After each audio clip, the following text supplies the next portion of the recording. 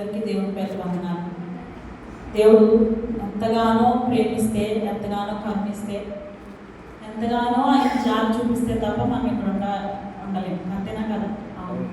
ఈ వారం అంతా ఆయన నా విషయంలో చేసిన కార్యాలు ఎన్నో, చూపించిన కృపలు ఎన్నో, కనికరములు ఎన్నో, వాటిని అన్ని జ్ఞాపకం చేసుకొని ఆయన సన్నిధికి వచ్చిన తర్వాత ఒక కృతజ్ఞత భావం కలిగి మనం ఉండాలి. గత వారం 2 వారాలుగా మనం వింటున్నాం, వారికి లేనిది అదే. అంతేనా కదా? కృతజ్ఞత భావం లేదు వారికి. అంటే చేసినది ఏదో వారు ఏం చేశారట, మర్చిపోయారు, జ్ఞాపకములకు తెచ్చుకోలేదట. అలాంటి స్థితిలో ఏంటి స్థితి? దేవుడు నీ జీవితంలో ఏం చేశాడో, దేవుడు నీకు ఏమై ఉన్నాడో అది మరిచిపోయే స్థితి నీకు నాకు ఉండడానికి వీల్లేదు. చూడండి, వాక్యంలో మనం ఎక్కువ వచనం చదువుకున్నాం. ఎందుకంటే ఇక్కడతో మనకి నిర్గమకాండ లాంటి పోర్షన్ అయిపోతుంది.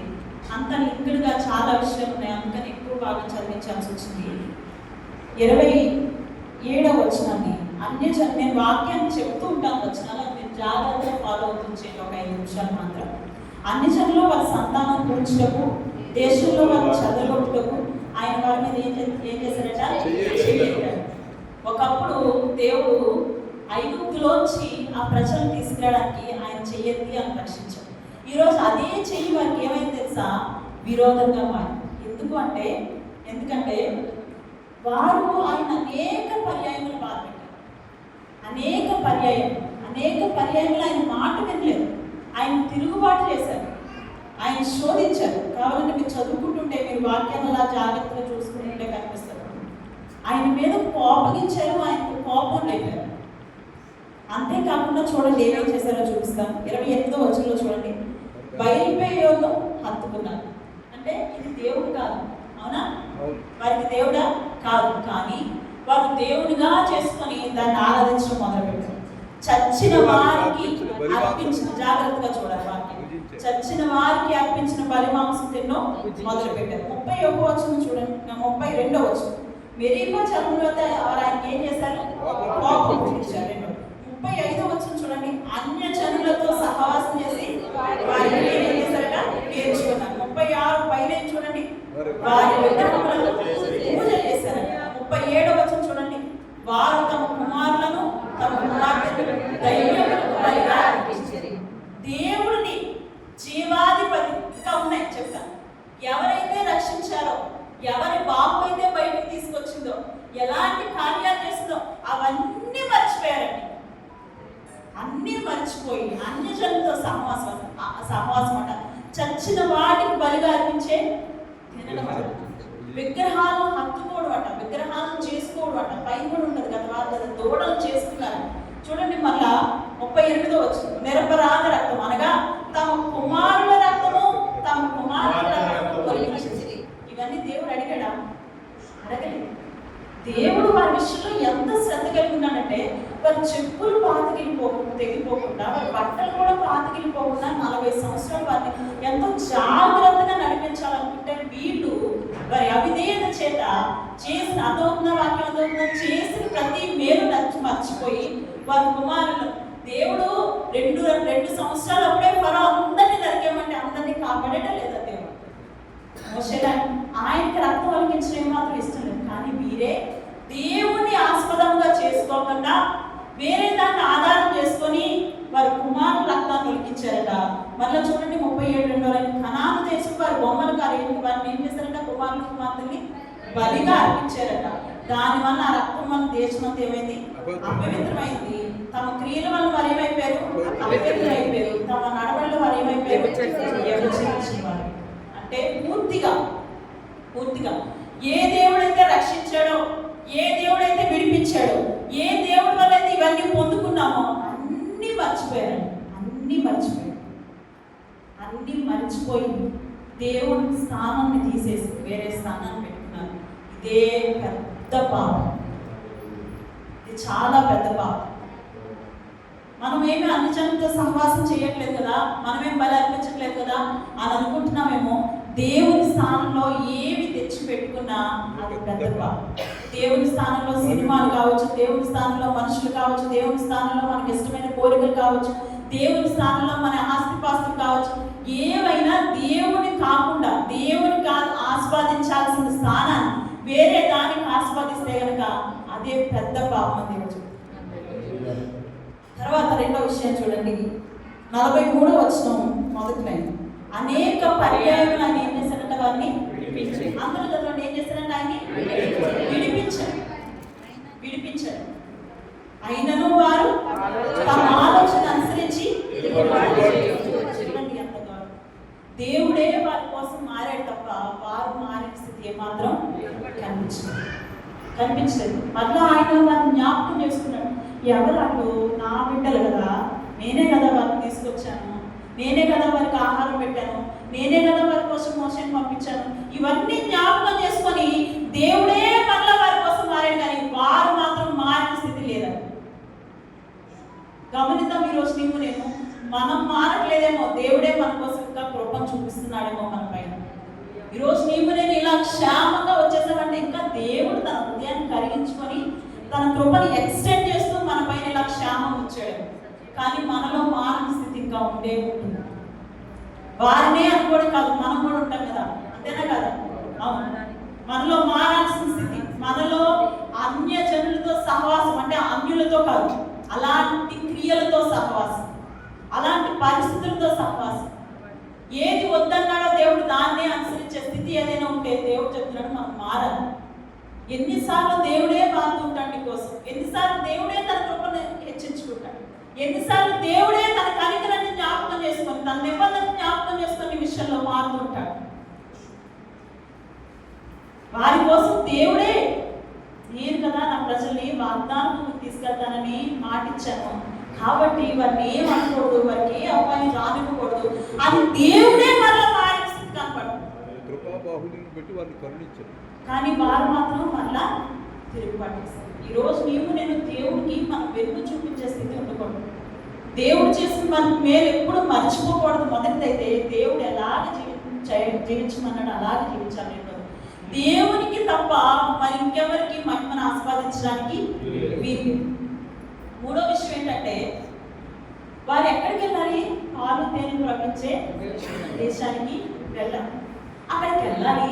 ప్రభు అక్కడ ఎలా ఉంటుంది, అక్కడ మేము ఏం చేయాలి, అక్కడ మాకంటూ ఎలా బ్రతకాలి, అక్కడ మాకంటూ ఒక స్థానం ఏంటి, అక్కడ మాకంటూ ఒక ఇల్లు ఏంటి అని దేవుడిని అడిగి నీ దగ్గర కనబడుతున్న వాళ్ళు లేదు, ఎక్కడా లేదు.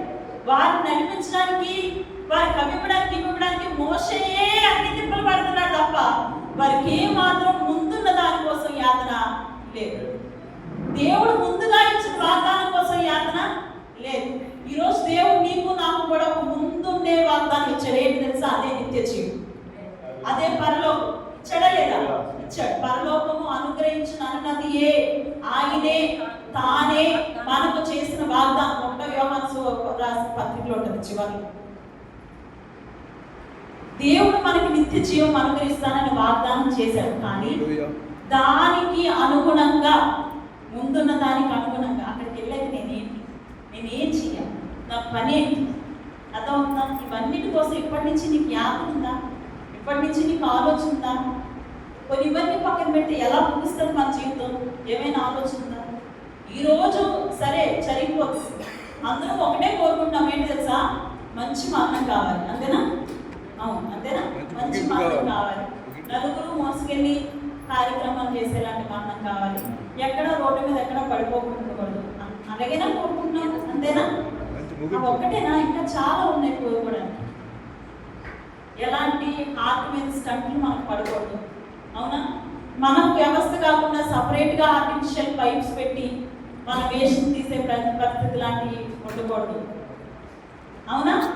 ఇవన్నీ ప్రార్థన చేయవా? అలాంటి పరిస్థితి నాకు వద్దయ్యా. ఇవన్నీ కదా దేవుని సన్నిధిలో అడగాల్సింది. ఇక నోటికి క్యాన్సర్ వస్తే ఇక్కడ పైప్ పెడతారు, అవునా? అలాంటి స్థితి కావాలా? వద్దు కదా. డయాలసిస్ చేయించుకోవడానికి ఎంత కష్టం చెప్పు ప్రతిసారి. ఇలాంటి ఎన్నో భయంకరమైన పరిస్థితులు మన ముందున్నాయి, అవునా? అవును. నేను చెప్పిన ఎగ్జాంపుల్ 3 అవ్వచ్చు. ఎవరిని చూస్తే వారికి అలాంటి పరిస్థితి చూస్తే నీకు భయం వేస్తుంది. అలాంటి పరిస్థితి నీకు రావద్దు. ప్రభా నా జీవితం ముగించడం అలాంటి భయం ఆ దేవుని సన్నిధిలో ప్రార్థించవా? నీకు ఒక్కరికే కాదు, నీ పిల్లలు కూడా ఉంది కదా అవి, అంతేనా కాదు? అవును. క్యాన్సర్, హెపటైటిస్ బి లాంటి భయంకరమైన వ్యాధి, రకరకాల రోజు పుట్టుకొస్తున్న వైరస్లు, అందరికీ కాదు ఎవరో ఒకరికే వస్తాడు దానికి వైద్యం. అలాంటి పరిస్థితులు నీకు నాకు మన చర్చ లోపల రాకూడదని ఏ రోజైనా ప్రార్థిస్తావా? ఎంతసేపు మనం చేసాం, వచ్చాం, వెళ్ళాం, తిన్నాం, ఇంతవరకే కాదు. వారికి ఎలాగా యాతన లేదు, ముందేంటో మనకైనా ఒక యాతన ఉండాలి, అవునా కాదు? నేను ప్రార్థన చేసుకుంటే కూర్చుంటే నాకు ఈ ప్రార్థన వస్తుంది, ప్రభా ఇలాంటి పరిస్థితులు, అలాంటి పరిస్థితులు, రోగాలు, భయంకరమైన టెస్టులు, ఇలా నేను చేయండి నా నోట్లోంచి వస్తుంటే, అవును కదా ప్రభా ఇలాంటి వాటి కోసం చేయాలి. అవి ఎవ్వరికీ వస్తాయి, మా సంఘంలో కూడా ఎవ్వరికి వద్ద నేను ప్రార్థన చేస్తుంటే ఇదే విషయం నాకు దేవుడు కీర్తన ద్వారా మాట్లాడటం చెప్తే నేను ఈరోజు మాట్లాడచ్చు. గత 4 రోజుల క్రితం నాకు దేవుడు మాట్లాడిన మాట ఇంకా భయంకరమైన ఎన్నో ఉన్నాయి కదా, అవునా కాదు? అవును. నోటి క్యాన్సర్ వస్తే బాధంతా తీసేస్తారు. అలాంటివి కావాలని ఏ రోజున కోరుకుంటామా? కోరుకోం. మన రోజుల్లో అలాంటి పరిస్థితి, మన పిల్లలకి అలాంటి పరిస్థితి, మనకు తెలిసిన వారికి అలాంటి పరిస్థితి, మన సంఘంలో ఎవరికి అలాంటి పరిస్థితి, ఏ రోజైనా మోకరించి ప్రార్థన చేయాలని శ్రద్ధ వారికి ఎలాగో ముందున్న దాని మీద ఆశ లేదు, మనకే ఉండాలి కదా వారిని బట్టి నేర్చుకోవడానికి. నిత్య జీవం పొందుకోవాలి. అక్కడికి ఎలా వెళ్ళాలి తెలుసా? క్షేమంగా వెళ్ళాలి, ధైర్యంగా వెళ్ళాలి. ఆయన నీ కోసం ఇచ్చే ఒక స్థానం కోసం వెళ్ళాలి. ఆయన నీకు ఒక బిరుదు ఇవ్వబోతున్నాడు అక్కడికి వెళ్ళిన తర్వాత. వాటి కోసం ఆలోచన కలిగి వెళ్ళాలి. ఎక్కడ అలాంటి భయానకమైన పరిస్థితులు వద్దని ప్రార్థన చేయాలి. అక్కడికి వెళ్ళిన తర్వాత నాకంటూ ఒక స్థానం ఇవ్వయ్యా, నాకంటూ ఒక చోటు, నేను నీ దగ్గర ఒక స్థానంలో ఉండాలనే ఆశ కలిగి, 2 రకాల కోరికలు కలిగి ప్రతిరోజు మనం ప్రార్థించాలి. ప్రతిరోజు నన్ను దీవించు ప్రభా, నా పిల్లల్ని కాపాడు ప్రభా, నా అప్పులు తీర్చు ప్రభా, నా ఉద్యోగంలో సాయం, ఇవి ఒక్కటే ప్రార్థన. ఈ ప్రార్థన కూడా ఉంచు, ఇంకొక ప్రార్థన విధానాన్ని మార్చు.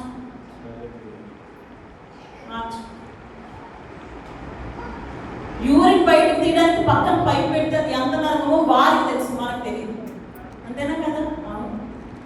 ఏ పరిస్థితులు గుండా వెళ్ళారో వారికే తెలుసు. అటువంటి భయానకమైన పరిస్థితులు అంటే నీకు నాకు తెలియదు. ఎందుకంటే దేవుడు ఇంకా చాలా విషయాల్లో మనం మేలు చేసి, చాలా ప్రమాదాలు వెంట్రుకు వాసులో తప్పించిన స్థితి నీకు నాకు కనబడుతుంది, అవునా కదా? వాటన్నిటిని బట్టి, చేసిన ప్రతి మేలుని బట్టి దేవుని సన్నిధిలో మోకరించి దేవునికి కృతజ్ఞతాస్తుతులు చెల్లించి, అంతేకాకుండా అటువంటి భయానకమైన పరిస్థితులు నా దినములలో వస్తాయి. నీకు ఒక్కరికి సరిపోతా? నా కుటుంబంలో వస్తాయి, నా సంఘంలో వస్తాయి, మాకు ఎవ్వరికి అటువంటి వస్తాయి కదా. నీ దగ్గరికి క్షేమంగా రావాలి, ధైర్యమైన భక్తి పట్టుకొని నీ దగ్గరికి రావాలి. ఇదిగో నేను ధైర్యంగా వస్తానయ్యా, నీ దగ్గర మంచి పేరు, మంచి బిరుదింపు, నా కళ్ళతో, ఇదిగో ఈ పాపిష్టి కళ్ళతో మహోన్నతమైన నిన్ను చూసే అవకాశం, నీ పాదాలు తాకే భాగ్యమేపు, నిన్ను స్తుతించే యోగ్యతకు ఒక మంచి పేరు పెట్టిన వీలయ్యా, ఆ నిత్యరాజులో యోగయ్య గారు నీతో ఉండే అవకాశం. ఇది మనం ప్రార్థించాలి. గమనించండి, ఎఫెసీయులకు రాసిన పత్రికలో ఉన్న తర్వాత ఇంటికెళ్ళి చదువుకోండి, అవన్నీ ఆల్రెడీ దేవుడు మీకు ఇచ్చేసాడు. పరలోక ఆశీర్వాదాలన్నీ ఆల్రెడీ మీకు ఆత్మానుసారంగా ఇచ్చేశాడు అని రాసింటారు. దాంట్లో దేవుడు అన్నీ ఇచ్చేశాడండి మనకి. దానికి తగినట్టుగా జీవించడమే మనం చేయాల్సిన పని. అక్కడికి వెళ్ళాక నీకు ఏ స్థాయి ఇవ్వాలి, ఏ చోటు ఇవ్వాలి, ఎలాంటి పేరు ఇవ్వాలి, నిన్ను ఎలాగ ట్రీట్ చేయాలి, అన్నీ దేవుడు ఆల్రెడీ నిర్ణయించేశాడు. దానికి తగినట్టుగా నీ నా భక్తి జీవితాన్ని ముందుకు కొనసాగించాలి. ఆరాధన చేసుకున్నాం. దేవుడి కొద్ది వాక్యాన్ని దీవించున్నాక ఆరాధన చేసుకుందాం. ప్రతి ఒక్కరు 2 చేతులు పైకెత్తి ఆరాధన చేసుకుందాం. దేవుడు మనతో మాట్లాడిన వాక్యాలను బట్టి దేవుడి సన్నిధిలో కృతజ్ఞతాబుద్ధి కలిగి మన హృదయాన్ని విప్పి, మన హృదయాన్ని ఒలికించి, దేవుని సన్నిధిలో మోకరించి, దేవుని సన్నిధిలో ప్రార్థిద్దాం. దేవా, నీ సన్నిధిలో ఎలా జీవించాలి? ఎన్నోసార్లు ఆలోచన లేకుండా చేశారు, నామకార్థంగా చేశారు.